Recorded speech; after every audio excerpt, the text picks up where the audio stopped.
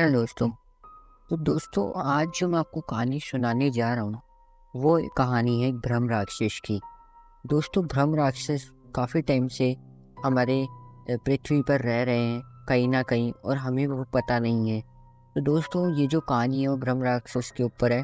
तो दोस्तों, अगर आपको वीडियो पसंद आए तो वीडियो को लाइक और चैनल को प्लीज़ सब्सक्राइब कर देना।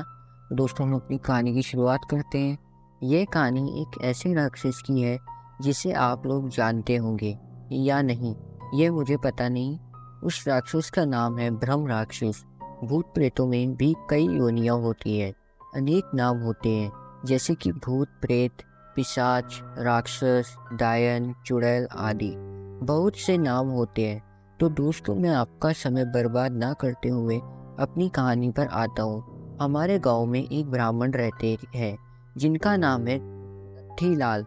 लोग उन्हें शर्मा जी कहकर बुलाते हैं। उनके घर से कुछ दूर खेत था।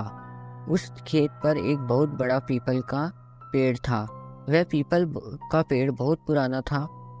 कुछ समय बाद उन्होंने उस खेत पर घर बनवाने की सोची।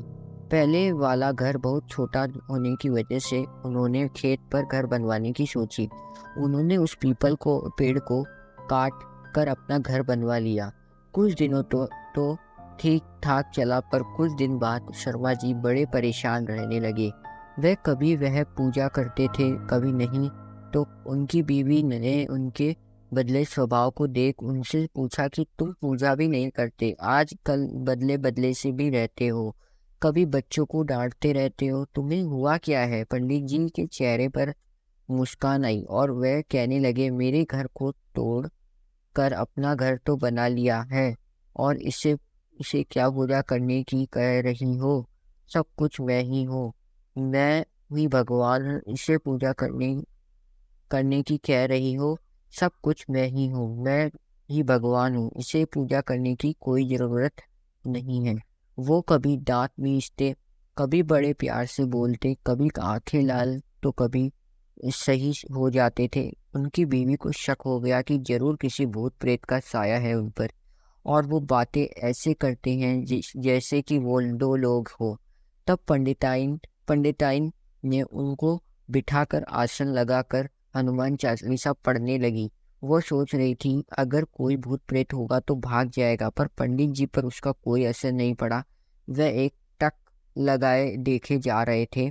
उसने काफी मंत्र पढ़े, गायत्री मंत्र। तभी पंडित जी की आंखें लाल हुई और कहने लगे, मैं किसी से नहीं डरने वाला, और तू क्या समझ रही है? मैं इसे ऐसे नहीं छोड़ने वाला। तब तक उसका छोटा बच्चा वहां आ गया। मम्मी पंडित जी ने उसे ऐसे जोर से पकड़ के खींचा और ऐसा लग रहा था कि उसके सिर को कच्चा ही चबा जाएगा। पंडिताइन ने कहा, बच्चे को छोड़ दो, इसने क्या तुम्हारा बिगाड़ा है? उसे छोड़ छोड़ दो पंडिताइन ने विनती की। बड़े नम्र भाव से कहा कि उसे छोड़ दो। तो उसने उस बच्चे को छोड़ दिया और कहा कि मैंने तुम्हारे इस नम्र भाव की वजह से ही इसे अभी तक छोड़ रखा है, नहीं तो मैं इसे कब का मार चुका होता। उसने फिर पूछा, तुम कौन हो और मेरे पति को तुमने क्यों वश में कर रखा है? आप हमसे क्या चाहते हो? हो कौन? तब उसने कहा, अगर अपना भला चाहती हो तो पीपल के पेड़ लगाओ, जितने भी हो सके पेड़ लगाओ, फिर मैं बताऊंगा कि मैं कौन हूँ, और फिर मैं चला जाऊंगा।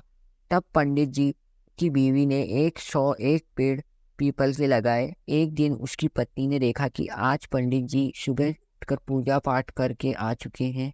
तब पंडिताइन से पंडित जी बोले, मैं तुम्हारे पति को आज छोड़ के जा रहा हूँ, तुम सदा सुखी रहो, तुम्हारे आचार विचार बहुत अच्छे हैं। मैं ब्रह्म राक्षस हूँ। वैसे मैं किसी को नहीं छोड़ता और ना ही किसी से डरता हूँ। मैं ब्रह्म राक्षस हूँ। ब्रह्म राक्षस, हा हा हा हा। तुम्हारे पति ने मेरे पीपल के पेड़ को काट दिया था, जिस पर मैं हजारों सालों से रह रहा था। मुझे गुस्सा तो आया, पर मैं तुम्हारी अच्छाई के कारण मैंने इन्हें छोड़ के जा रहा हूँ, तुम्हारे पति को छोड़कर। तब पंडित पंडित जी अचानक सही हो गए। तब पंडित जी की बीवी की आंखों से आंसू निकल पड़े। तो दोस्तों, अगर बुरे के साथ अगर तुम अच्छा अच्छा करोगे तो एक दिन वह भी अच्छा हो जाता है। यानी कि दोस्तों इस कहानी से हमें ये शिक्षा मिलती है कि हमें कभी भी पीपल का पेड़ नहीं काटना चाहिए, क्योंकि दोस्तों पीपल के पेड़ पे अधिकतर भूत प्रेत आत्माओं का बसेरा रहता है। तो दोस्तों वहाँ पे कुछ भी हो सकता है और आपके ऊपर वो हावी हो सकती है। तो दोस्तों कभी भी पीपल का पेड़ अगर दिखे उसके नीचे कभी भी बाथरूम मत करना और उसे काटने का सोचना भी मत। तो दोस्तों हमारी स्टोरी यहाँ तक ही थी। तो दोस्तों अगर आपको ये स्टोरी पसंद आई हो तो वीडियो को लाइक और चैनल को प्लीज़ सब्सक्राइब करना। दोस्तों 9 सब्सक्राइबर हो गए हैं, जल्दी से 50 करा दो। तो दोस्तों इस वीडियो को करते हैं बाय बाय दोस्तों, मिलते हैं एक नेक्स्ट स्टोरी में। बाय बाय दोस्तों।